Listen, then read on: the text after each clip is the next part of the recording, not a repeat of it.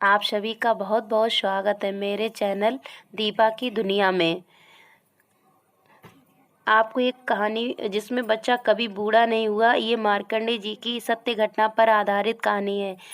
अगर कहानी अच्छी लगे तो मेरे चैनल को सब्सक्राइब जरूर करें। मृकुंद ऋषि ने शिव की तपस्या करके पुत्र का वरदान मांगा।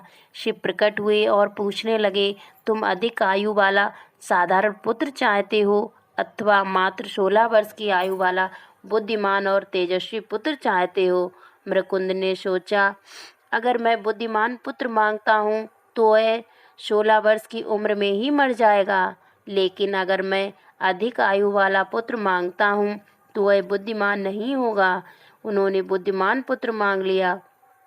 कुछ ही दिनों में उनकी पत्नी ने एक पुत्र को जन्म दिया, जिसका नाम उन्होंने मार्कंडे रखा। वह बहुत सुंदर, बुद्धिमान, दयालु और सभी गुणों से परिपूर्ण था। जब मार्कंडे 16 वर्ष का होने वाला था तो उसके माता पिता ने उसकी मृत्यु की बात बता दी।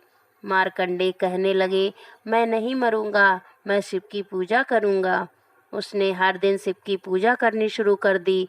उसके 16वें जन्मदिन पर यमराज उसे लेने आ पहुँचे। मार्कंडे ने उनसे कहा, मुझे अपनी पूजा समाप्त कर लेने दो। यम नाराज हो गए और उन्होंने उसके ऊपर यमपाश फेंका।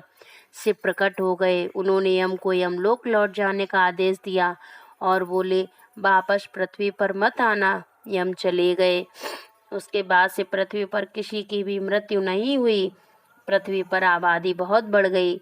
देवी पृथ्वी शिव के पास गई और कहने लगी, मैं इतना भार नहीं उठा सकती प्रभु, कृपया यमराज को पृथ्वी पर भेज दीजिए। जब शिव से इनकार किया तो वह सहायता करने के लिए माता पार्वती के पास पहुँचे। पार्वती ने भी शिव से अनुरोध किया तो शिव बोले, यमराज ने मेरे भक्तों का अपमान किया था। पार्वती ने कहा, किंतु आपने ही तो कहा था कि मार्कंडे 16 वर्ष से अधिक नहीं जिएगा, इसीलिए यमराज उसे लेने गए थे। शिव निरुत्तर हो गए।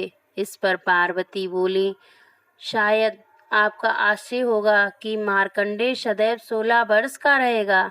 इसी बात को यमराज समझ नहीं पाए होंगे। शिव तुरंत प्रसन्न होकर बोले, बिल्कुल यही बात थी। उन्होंने तुरंत यमराज को पृथ्वी पर जाने की अनुमति दे दी और मार्कंडेय सदैव 16 वर्ष के ही रहे। दोस्तों, मेरे चैनल को सब्सक्राइब करना बिल्कुल ना भूलें।